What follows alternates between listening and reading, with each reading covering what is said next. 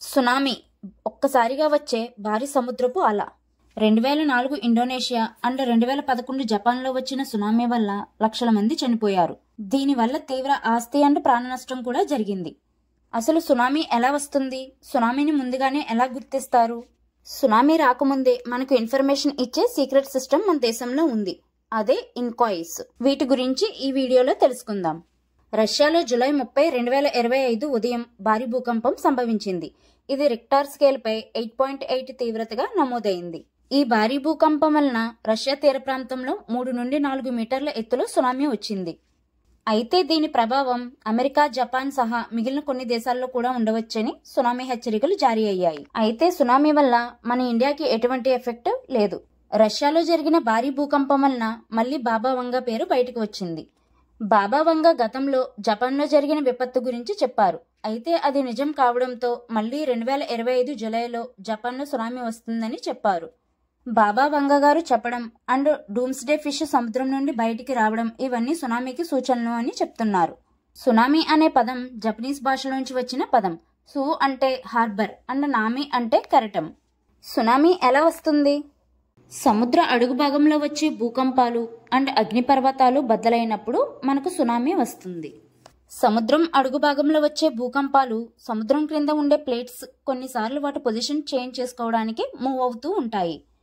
అవి మూవ్ అయినప్పుడు కొంచెం ఎనర్జీని ప్రొడ్యూస్ చేస్తాయి. ఈ ప్లేట్స్ నుండి వచ్చిన ఎనర్జీ సముద్రంలో వాటర్ పొజిషన్ను క్రింద నుండి పైకి చేంజ్ చేస్తుంది. అప్పుడు వాటర్ పెద్ద అలలా మారి ఒడ్డుకు వస్తుంది. దీన్నే మనం సునామీ అంటాం. అయితే దీని ఫలితంగా వరుసగా ఏర్పడే భారీ అలల వల్ల సునామీలు వస్తాయి. సునామీ ఒక అణుబాంబు పేలినప్పుడు రిలీజ్ అయ్యే ఎనర్జీ కంటే 100 లక్షల రెట్లు ఎక్కువ ఎనర్జీని రిలీజ్ చేస్తుంది. 2004 ఇండోనేషియా అండ్ 2011 జపాన్లో వచ్చిన సునామీ వలన 2 లక్షల మందికి పైగా ప్రాణాలు కోల్పోయారు. భారత్లో తమిళనాడు, ఏపీ రాష్ట్రాలకు భారీ స్థాయిలో ప్రాణ ఆస్తి నష్టం జరిగింది. ఆ సునామీ తర్వాత అప్పటి కేంద్ర ప్రభుత్వం ఇన్కాయిస్ ను ఏర్పాటు చేసింది. ప్రపంచంలో అత్యుత్తమ సునామీ హెచ్చరిక వ్యవస్థలో ఒకటిగా ఈ ఇన్కాయిస్ వ్యవస్థ గుర్తింపు పొందింది. ఇన్కాయిస్ అంటే Indian national centre for ocean information services. ఇది మన హైదరాబాద్ లో ఉంది. ఇది 24/7 సముద్రంలో జరిగే మార్పులను, భూకంపాలను, అలల ఎత్తును, సునామీ ముప్పును అంచనా వేసి ప్రజలకు ముందుగా హెచ్చరికలు పంపుతుంది. ఈ సిస్టమ్ ఎలా పనిచేస్తుంది? భూమిలో భూకంపాలు సంభవించిన వెంటనే సునామీ వచ్చే అవకాశం ఉందా లేదా అనే విషయంలో ఇన్కాయిస్ అలర్ట్ అవుతుంది. ఇది సెస్మిక్ సెన్సార్స్ ద్వారా భూకంపాలని గుర్తిస్తాయి. డార్ట్ బయోస్ ఇది సముద్రంలో ఉంచబడిన స్పెషల్ సెన్సార్లు. ఇవి సముద్రంలో తేలుతూ ఉంటాయి. భూకంపం కారణంగా సముద్ర వాటర్ పొజిషన్ లో మార్పు వస్తే దాన్ని రికార్డు చేసి సమాచారం ఇన్కాయిస్ కి పంపిస్తాయి.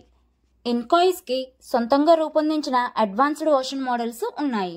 భూకంపం ఎక్కడ జరిగింది, ఎంత తీవ్రతతో, ఎలాంటి దిశలో అలలు వస్తాయో, ఎన్ని గంటల్లో తీరాన్ని తాకుతాయో సిమ్యులేటర్ సాఫ్ట్వేర్ ద్వారా తెలుస్తుంది. హెచ్చరికలు పంపే వ్యవస్థ SMS, email, website, coastal sirens ద్వారా మత్స్యకారులకు, ప్రభుత్వానికి వెంటనే అలర్ట్ పంపుతుంది. వీటిని ప్రత్యేకంగా సునామీ సైరన్స్ తీర ప్రాంతాల్లో అమర్చారు. అంతేకాకుండా సైక్లోన్లు, వరదలు, సిస్మిక్ ఘటనలు జరిగినప్పుడు హెచ్చరికలు జారీ చేసేందుకు మల్టీ హజార్డ్ వార్నింగ్ వ్యవస్థలను భారత్ అభివృద్ధి చేస్తుంది. మీకు ఈ ఇన్ఫర్మేషన్ నచ్చితే లైక్ అండ్ షేర్ చేయండి.